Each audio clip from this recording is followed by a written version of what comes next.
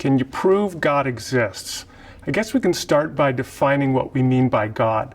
Most people who have thought hard about this issue, philosophers and theologians, would say that God is a necessarily existent agent who is omniscient, omnipotent, and perfectly good, and who created everything.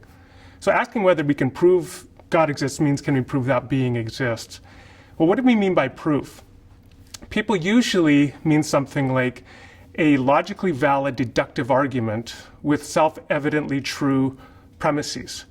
And in that kind of argument, it's the strongest kind of argument a person could have to believe something. It's like the gold standard. Do we have any arguments of that quality to prove God exists? One of the problems is whenever you get enough smart people in a room together, you'll always find people raising questions about one or another of the premises of an argument.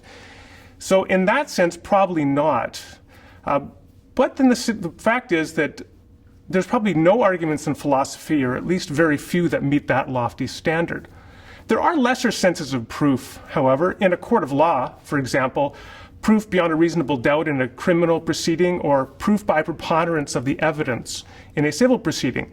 And in those lesser senses of having evidence for the truth of a proposition, you could provide evidence or proof that God exists. One final thing, I guess, is if God does exist, certainly he can provide a logical proof and give it to us.